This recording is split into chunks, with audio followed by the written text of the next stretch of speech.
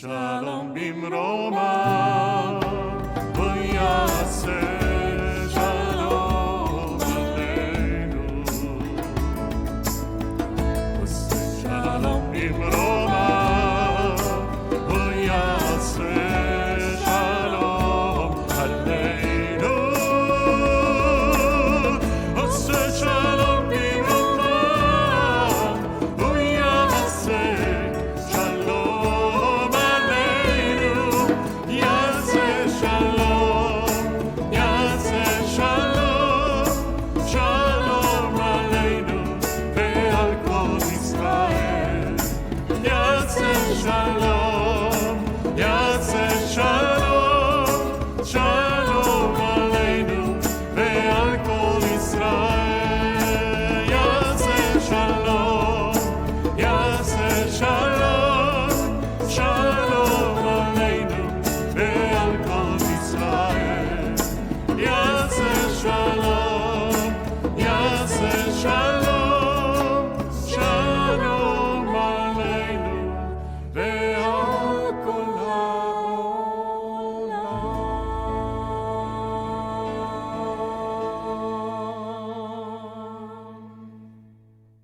Adon olam asher malach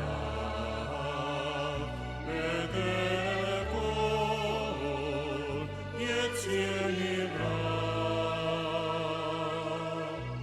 Et nasa v'chezo kol azay melech shemo nikra.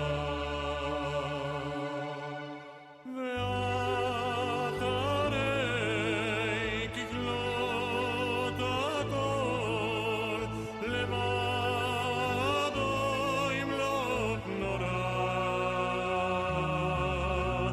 והוא היה והוא הווה והוא יהיה בתפארה. אדון עולם אשר מלך בדרך כל יציר נברא. לעת נשא וחפצו כל אזי מלך שמו נקרא. והוא אחד ויש שני לעם שילה. Boker Tov, everyone. Shabbat Shalom. It's Boker such a Tov, Shabbat pleasure Shalom. to have you here. We first of all just want to wish lots of love to our colleagues, Elias in Argentina, visiting his mother, and Wes, who is with his family in New York. And we are so happy to have each of you here with us, joining us this morning. We're going to begin with the blessing as we thank God for the gift of being able to study Torah together. Baruch atah Adonai Eloheinu melech haolam, asher kiddushanu b'mitzvotav v'tzivanu la'asok b'divrei Torah. V'ha'arevna Adonai Eloheinu et divrei Toratcha b'finu u'b'fi amcha beit Yisrael. V'niyeh anachnu v'tze'atze'enu v'tze'atze'e amcha beit Yisrael. Kulanu yodei shemecha v'lomdei Toratecha lishma. Baruch atah Adonai hamelamed Torah le'amo Yisrael. Baruch atah Adonai Eloheinu melech haolam, asher bachar banu mikol ha'amim v'natan lanu Notain HaTorah. All right. So, good morning. We're going to begin actually picking up on the thread that we have been discussing together for quite a few weeks about the complicated and in many ways dysfunctional relationships our ancestors have in the book of Bereshit, in the book of Genesis. And one of the challenges about that is, okay, so they're complicated, so they're difficult, so they're hard. What do you do about that? What do you do about somebody who you really disagree with their behavior? You really think that they're going down the wrong path? How do you engage that person in any sort of productive way? And so Rabbi Brad Artson actually did a really beautiful scholar stream presentation a couple of weeks ago, and thanks to Terry Swartz Russell, we have this amazing connection with Scholar Stream where you can go anytime you want and watch one of these lectures that is available to our entire community. And so we thought today that we would actually bring in a little bit of his voice, a little of his Torah here, and engage it together to see if it brings us any wisdom, any clarity on how we might deal with the challenging people in our lives. So he brings a text from Avot de Rabbi Natan, and I'm wondering if one of you, my dear colleagues, would be willing to read that first paragraph of Avot de Rabbi Natan. The one that says love peace? Love peace. Dan, love peace. Love peace? How so? This is to teach you to be a person who loves peace among all the people of Israel. Shehaya Aharon ohev shalom bein kol echad ve'echad. Just as Aaron loved peace between everyone. Okay, stop there for just 1 second. Okay, so Rabbi Artson brings us the example of Aaron. And he says Aaron loves peace. That's his thing. That's his shtick. You know, if you look up Aaron in the dictionary, he's a guy who really seeks after good feelings, connection, peace between kol echad ve'echad, between each and every person. I have a question for you guys. Is that tenable? Is that actionable? Can we do that in our lives today?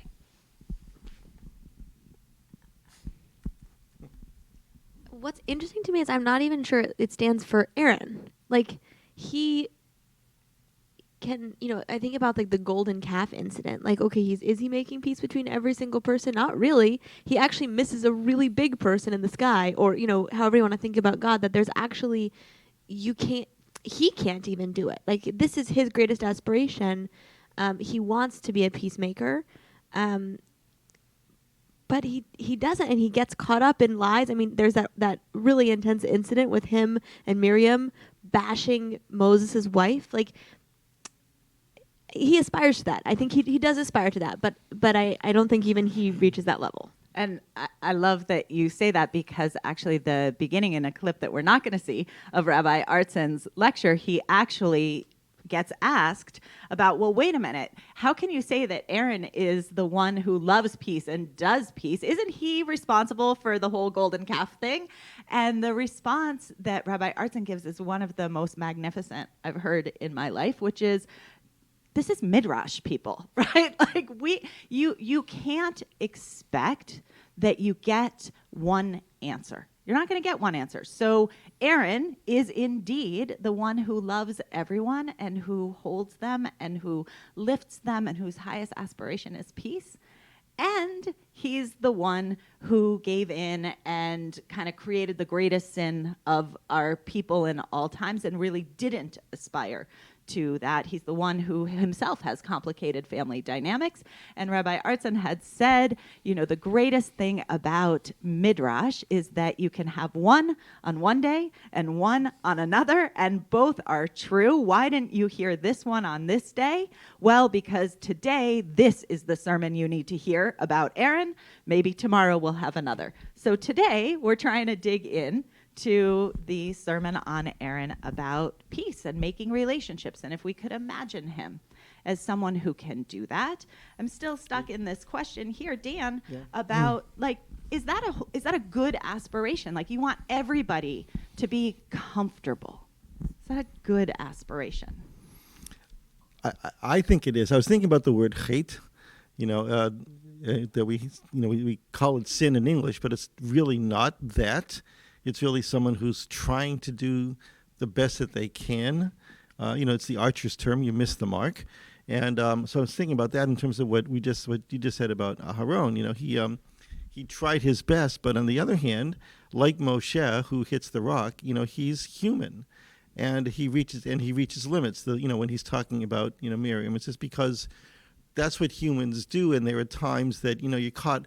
It's like it's like you have the microphone and you forget to shut it off. At the most inopportune time, right? So I think that, and the question about is that the right the best aspiration?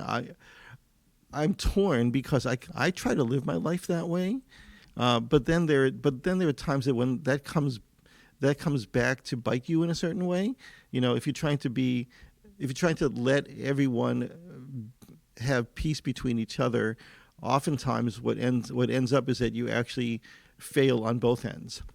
So if you and you can be rolled over, and then you can also be accused of being the one who says, well, if you'd only stepped up and said this or that, and that might have actually been more helpful. So it really depends on how you approach it, but it's the right aspiration, and sometimes it's it's just not accessible. It's not actually, you're not able to do it. One of the things that's interesting for me just sitting here is there's a way in which this text feels so far from our reality that the aspiration to be Ohev Shalom in our world is just not there. And I think about Aaron, and one of the challenges of wanting to make everybody around you happy is you lose your own sense of core. And you lose what you think and what you feel because you're just so worried about what everyone else in the room thinks and feels. It's very hard to hold all of that together. And I think we see that with Aaron over and over again. It's an interesting contrast. I think the pendulum in our cultural zeitgeist has shifted towards everyone being so focused and so clear about their own sense of things that there's no space to hold what's going on outside. And that feels like we're living in a really different moment, and it's hard to get back to this. It's even hard for me to just sit in this, like, is this a value? That it just feels foreign. Wow, that's really powerful. There's a cultural shift here that we're all experiencing that makes it hard for us to relate. Well, let's see what Rabbi Artson has to say. So the second paragraph. Rabbi Meir says, what does the verse mean when it says, and he turned many away from sin? When Aaron would walk in the street, he would meet a bad person and he would greet them. And the next day, when that person was about to sin, they'd say, Oi, how could I possibly raise my eyes and look at Aaron in the face? I'll be embarrassed to face him because he greeted me so warmly. And as a result, that person would refrain from wrongdoing. So here's this beautiful idea that the way he turned people away from sin was not by pointing out their flaws. It wasn't by holding them accountable, by chewing them out, by showing them what they did wrong. No. What he did was he acted as though they were already the kind of righteous person they were trying to become. And he had a kind of anticipatory relationship. I'm not going to relate to you as you are in your struggle. I'm going to hold out for you the vision of your success. And I'm going to treat you as though it's already in the bag. And the response to that, it's so powerful and so psychologically wise. The response to that is a person who is about to do something, like he's walking down the street and there's a celebrity sighting. Oh my God, look, it's Aaron the high priest. And then Aaron goes out of his way to say to this low life, no good Nick, oh, it's so good to see you. And the guy's so pleased with that. And then he's about to go do the terrible thing that he was going to do. And he says, wait a minute, I won't be able to face Aaron if I act like this. So I better not do that because I want to be the guy who's able to greet him back when he says hi to me, right? Look at how what he does to stop wrongdoing is to lift people up, to see them as they would want to be seen, whether they've earned that or not. And that the very act of seeing people in their best possible light is itself an incentive to lift them up, to hold them higher, right? So that's how Aaron helps people refrain from wrongdoing, right? You may see yourself as the kind of person who would behave in such an unworthy way, but not in my presence. Not in my presence. In my presence, you are exactly the kind of person who knows to say no to that. And because I see you that way so consistently, you will internalize that. With each time I greet you, it's going to be harder and harder for you to backslide. And so Aaron is proactively lifting people up, not by lying to them, but by seeing them in the best possible light. Wow. Seeing people in the best possible light is just such a beautiful aspiration. And I want to ask the two of you watching Rabbi Artson, is this just incredibly powerful Torah for engaging people on a higher level, or is it patronizing? I'm not sure that it's patronizing, but I think it's totally unrealistic. How so? Say more. I just, on the face, on the Peshat, if you treat people as you would imagine them to be their best, yeah, that's a lovely thing. But I'm not sure that people react that way.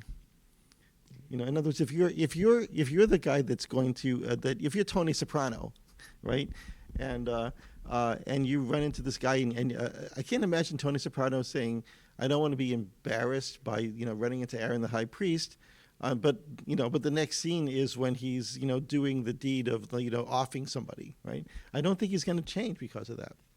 Maybe into cynical. So I definitely think people change as a result of that. And I not to reflect back to what I said last week, but also I want to go back to what I shared in the sermon last week about the dads on duty in Shreveport, Louisiana, which was exactly this, which was parents who came into a school where there was a ton of violence and a ton of literally students beating up administrators, faculty, each other. And the dads come in and their response is just to see real people and just to see each kid and not to see the violence and not to see the thugs and not to see the gangsters, but to see kids. And that totally transformed the school. And so I definitely think when you see people and you see them in a real way, it has a transformative effect. I'm not sure I would call that peacemaking though. This interesting thing. I think that's just generally being a decent human being. And the whole premise of this midrash is what does it mean to love peace? And for him, the explanation is loving peace is about loving the inner quality of each person that allows that person to be their best self. I'm not sure that means peace. And I could actually see a world in which loving the best of each person brings out very different qualities that actually create really interesting conflicts and opportunities to work things through. So it feels like both a beautiful teaching and also is that peace? I'm not sure. I just want to go back. So this woman administrator in that school in Boston that just got nearly beaten to death, right? Do you think if the parents showed up at the school starting this coming Monday, that's going to actually really have an effect? Yes, I do. And she didn't get nearly beaten to death. She was punched and she was knocked unconscious. But she was not nearly not nearly beaten to death. It was a child who was acting out. And yes, I think that there is value to having the way that kids are seen. I mean, we see this with our kids, right? You can come into a classroom and if the classroom is out of control and you just you sit down, you out of here. If you act angry, you're never going to get in control. You have to be able to see the kids under that and you have to tease them and be okay, it's about the sort of loving regard that allows kids to see that you see them beyond whatever behavior they're exhibiting, and you see the potential to do the right thing in that moment. Because if not, there's no incentive if you don't see them as a decent human being, there's zero incentive for them to ever become a decent human being because you've written them off already. So I want to make this very practical and very specific, right? I could go with you, Eliza, that we can use this in terms of general crowd control, right? And that when you're with a stranger and you have someone you say, I see the best in you, that somehow that stranger could perhaps, by the power of your influence, be over time convinced to get there. What about with your family members? What about with your family members? And I want to make this very specific because, Aaron has something that Aaron is the one who knows it all. Like, he's got the standard. And when he sees those people, well, they're going to lift themselves up to Aaron. Okay? How do we handle that around our Thanksgiving dinner table when no one's going to agree who is Aaron? Yeah, I love that question. I was thinking of this in the broader question of what we've been talking about the past several weeks with our patriarchs, right? We talk about our patriarchs with like Avraham, he's wonderful with strangers, but horrible with his family. And we have that model, that it goes on and on and on. Then bringing this back to the quote with Aaron. So Aaron meets a stranger on the street, as opposed to, Moshe, where with Moshe he feels comfortable enough to talk behind his back, right? So sometimes that the dynamic works in the public realm and not in the personal realm, and then also thinking about the question about how do we relate to difficult people in our family. That is so complex because it's just, you just think of all the times where it's like, with the burial of Avraham, that his two sons, he didn't see him. We have so many examples of that. Think about all the funerals that you do, where you see where people come together that they come for the funeral, but they haven't spoken to each other. They've been feuding about, I don't know, cutting the turkey or whatever, that movie, for like 30 years and haven't talked to each other. Right. So. And back to Eliza's earlier point, there's a sense of embarrassment when somebody sees Aaron. I want to do something differently. What about when you are locked in political feud with your family and you see the world very different way? There's no embarrassment on either side. Well, but I think there is the teaching of Aaron, right? And like, to be crystal clear, like, the bad behavior we're expecting around Thanksgiving is not like anybody punching each other. I mean, like, I hope not. I hope the most bad behavior you're expecting is like maybe a kid who gets a little bit too much sugar and is a little acting out, or right, that political conversation. And I think that's where Aaron's Torah really has important wisdom for us, because if you hear somebody sharing a political perspective that's oppositional to your own, and your thought process goes, what a jerk, I can't believe they would think that, they're challenging the entire world, their viewpoint is going to ruin everything, right? Then there's no possibility for conversation. But Aaron, and I think this is not something that necessarily comes from this text, but I would read into it, right? What does it mean to say shalom to wicked people? It means to acknowledge them, their humanity. It means to acknowledge the importance of building relationship and the importance of connecting. And if we take that seriously, I think that gives us a viewpoint for our Thanksgiving dinners and for these conversations where if you can see the person that fundamentally disagrees with you, whose perspective actually challenges your own, whose perspective makes you feel afraid for the world, like whatever that is, and you can say, like, I see that you're a good person, and I see that you care about the world, and I see that, we've had this long relationship, and I really value that, and I really want to understand where you're coming from. I think that could really transform that Thanksgiving conversation. Well, let's think about that a little bit more deeply in terms of this text, right? If Aaron is the one who does see the kol echad ve'echad, right? I'm seeing you, I'm seeing your pain, I'm seeing your brokenness, I'm seeing your perspective, I'm honoring that. I want to disagree with you a little, Eliza, in that I think ultimately Aaron's goal is to not to affirm and hold that you're still a good person too, but actually get the person to transform to who he is. But how he goes about it actually, I think, is super important and really kind of challenging to us today in terms of how we view how we might go about it. And for that, I'm going to kick back over to Rabbi Artson to continue us in the third paragraph of this text. Down there.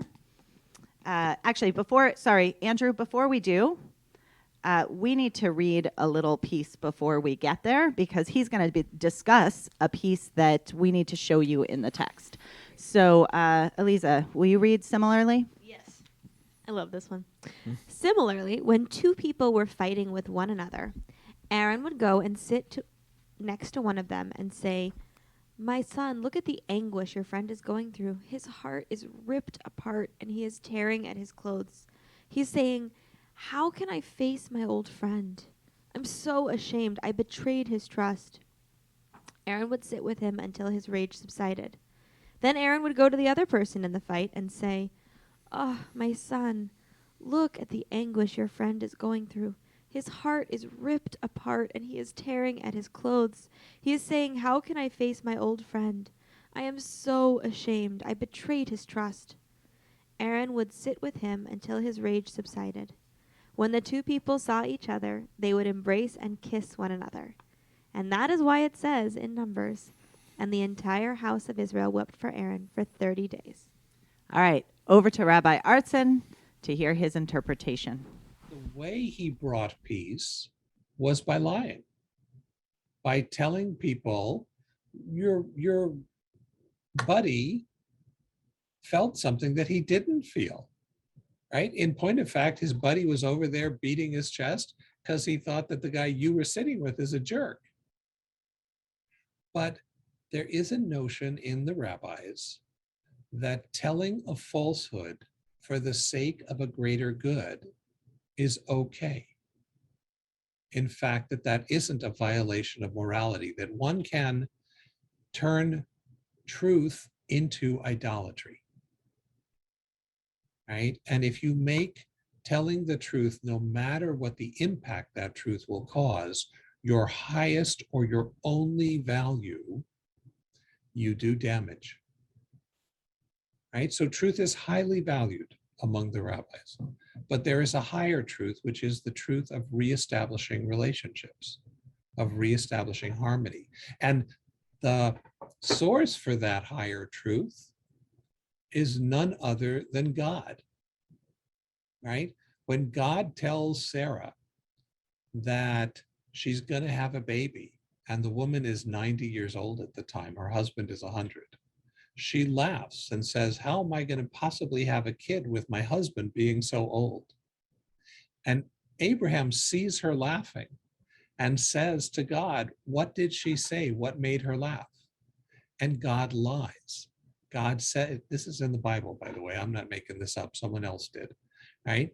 That God says, when she laughed, she said, "How could I possibly have a kid? I am too old." And the rabbis teach that this was mipnei darchei shalom, for the sake of peace. God lied when reporting Sarah's words so that Sarah and Abraham would still have harmony. And Aaron is, in that sense, engaging in an act of B'Tselem Elohim, or imitatio Dei. He's acting just like God, which is to say, if your obsessive conviction of literal truth destroys relationships along the way, you have the wrong priority. And Aaron is known as Ohev Shalom because he prioritizes helping people come together, even if that means fudging on the truth.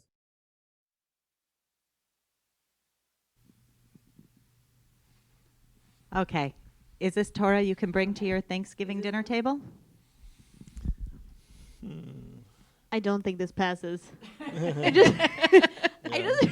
So, and I may be traumatized here because true confessions, we had a family conflict, and this year, I very much regret my Aaron role in this family conflict, and everybody was fighting, and it was just miserable on all counts, and I may have tried to go to various people and suggest that people were more open to conflict resolution than they actually were. Hypothetically.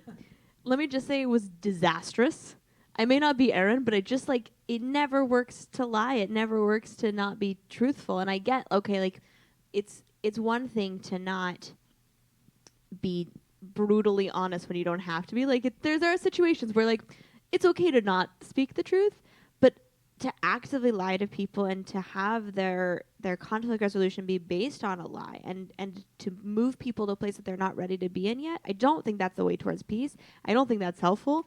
I can speak experientially, and also just like it just like in what universe do two people that are in the middle of a fight say like, oh, he's upset, oh, I feel so much better? Like, what? Dan?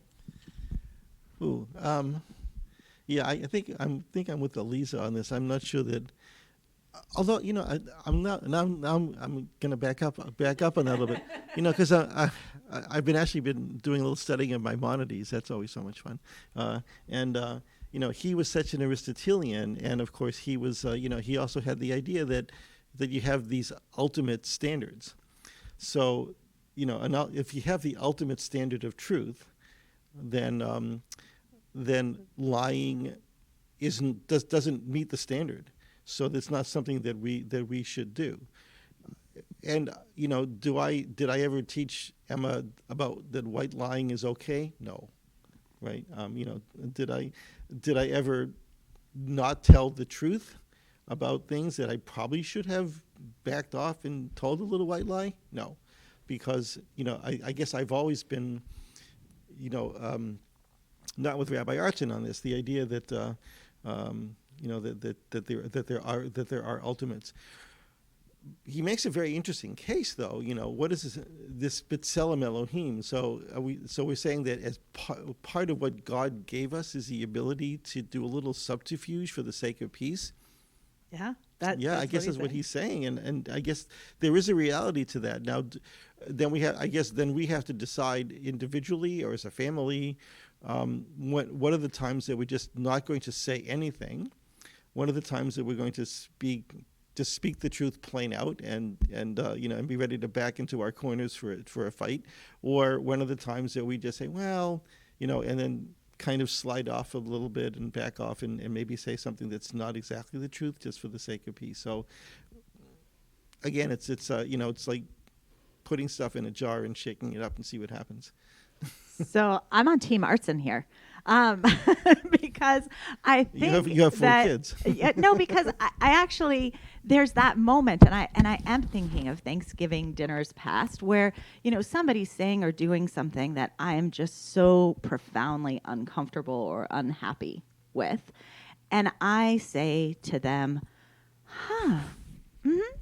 okay, have you ever done this? Right? You look. Oh, that's interesting. Tell me more about what you think. And then, wait, hold on. And then there's that family member across the room who's like, I can't stand that person. I possibly do. Well, when they were 15 and they used to play water polo and they did this really nice thing for somebody else, just see them through this light. So I think I agree with you, Eliza, that saying, this person over here thinks you're the greatest thing since sliced bread, and that person over there thinks you're the great. That's a lie that's obviously going to be found out. But I think what Rabbi Artson is saying is something a little bit deeper.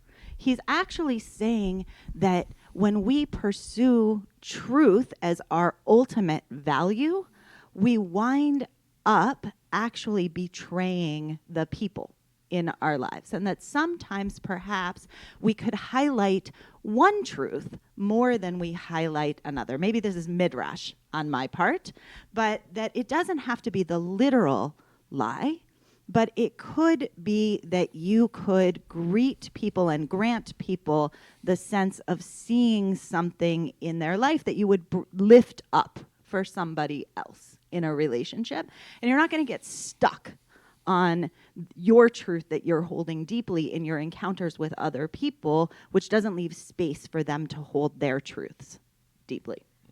I just think it's so dysfunctional on so many levels. I mean, like, the whole premise of this midrash is, what does it mean to love peace? And if you're the liar in the family that makes it possible for everybody to have good relationships because you can promote lies about people and what they think and what they feel, that works as long as you live. And that makes sense why this ends with, and that's why they cried for him for 30 days when he died, because they were totally up a creek when he was gone. Like, they had no skills. They'd never figured out how to interact with each other. They never had an honest conversation.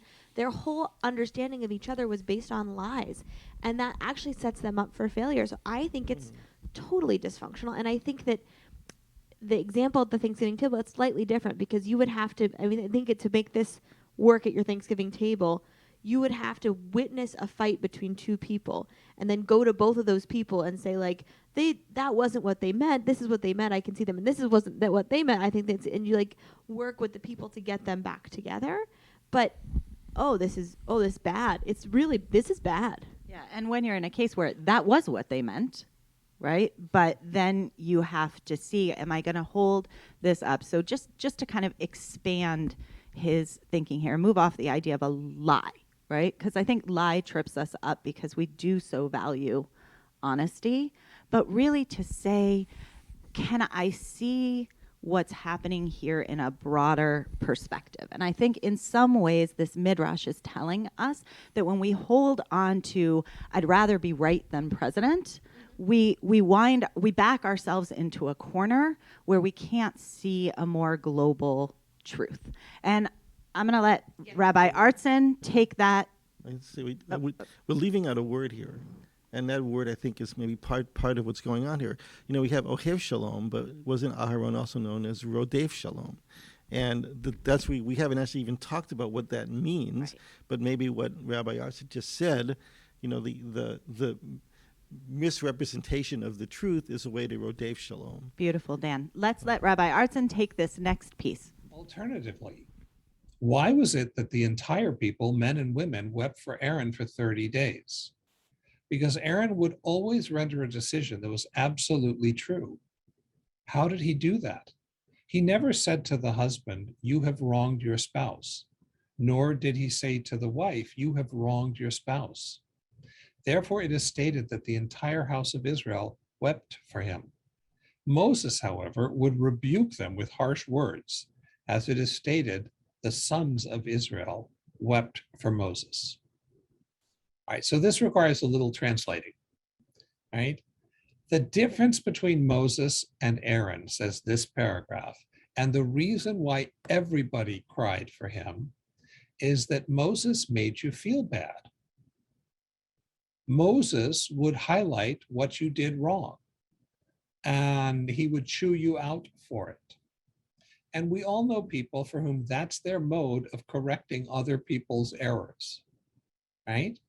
And I will tell you that demanding perfection out of people and criticizing them every time they fall short is the surest way to guarantee that they will never reach perfection. In fact, they will stop trying. But if what you do is every time someone makes an effort, successful or not, you highlight for them how impressive it is that they put in that effort, that they really tried, that they're definitely moving, that they're coming closer to the goal, that's what's going to inspire somebody to make the jump, to make the progress. So Aaron, being an Ohev Shalom, he's the one who would never chew people out. He would find the way to identify the piece of goodness in what they were thinking or feeling or doing, and he would build on it. By the way, if you have ever been with a good therapist, that's exactly what a good therapist does too. A space that's free of judgment, a space that understands why you're feeling the way you're feeling, and then offers you ways to build that towards a conclusion that you are hoping to achieve, right? That's what Aaron did. And as a result of that, because Moses's way of dealing, for example, with marital strife was just to chew people out. Well, you're a terrible husband. No wonder she feels that way about you. You're a terrible wife. No wonder you're getting this kind of a reaction, right? And as a result, when Moses died, the men were upset, right? But not the women, apparently, and not the kids, right? But Aaron saw everybody for who they were. And Aaron was able to lift out the sparks of goodness in a messy situation and make that visible and central. And because of that, they missed him and they cried for him.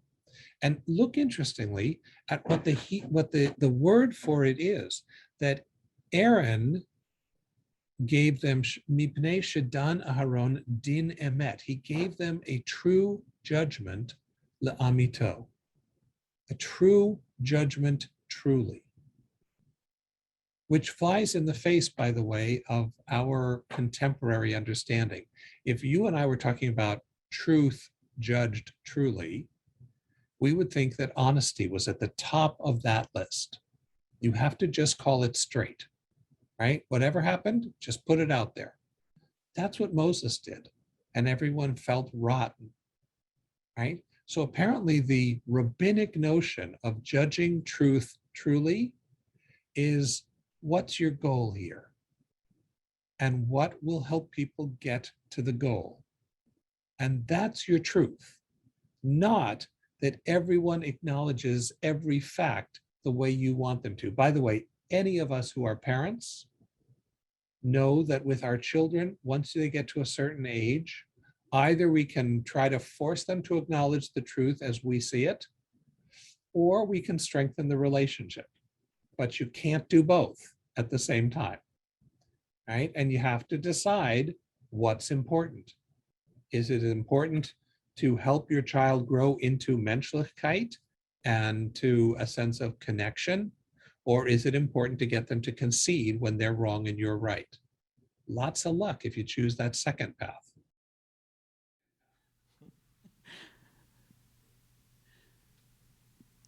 So it's clear where Rabbi Artson's position lies in terms of telling the truth versus, really being that honest family that you're seeing that has, in the end, they're going to be stronger because they're all truthful with each other if they get there into that place. Rabbi Artson clearly says and states, truth is not always helpful to you in building a relationship that is more peaceful, more truthful, more holy than that small or even large disagreement that you have between you.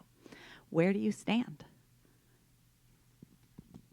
I just don't buy that this is about truth, because what he's saying is that Aaron and Moses had a different way of relating to the same reality. That Moses would see an actual problem and call it and say, like, yeah, you're being a jerk. Obviously, you're having conflict. You're being a jerk. And that enables one kind of response and one kind of healing. And Aaron would say, I can understand why you're being a jerk, because it seems like you're feeling super triggered, and it makes sense to me why you're feeling like a jerk, because you're feeling super triggered. And he would go back and forth. But they're both dealing with the same truth. Like, there's not like this alternate reality. They're not dealing with different truths. It's just their approach. And so I think that's just a really interesting thing, that I don't think it's about what they're dealing with or what the truth is. I think it's about how you approach truth.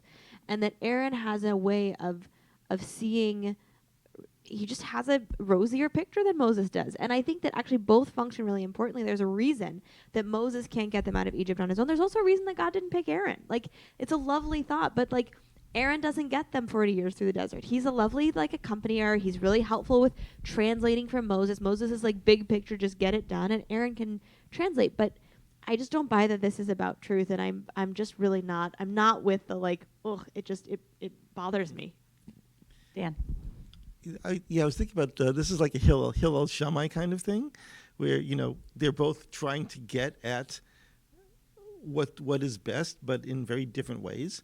And L'Shem Shemayim. and also, I think you're right about the concept of truth. That we've been discussing that a lot, and leaving the shalom part out of it a little bit in this conversation. And then I was thinking about the root, of shalom, and what is Aaron really trying to get at? Shalom, we use that as peace, but it's also, the root really means completeness and wholeness.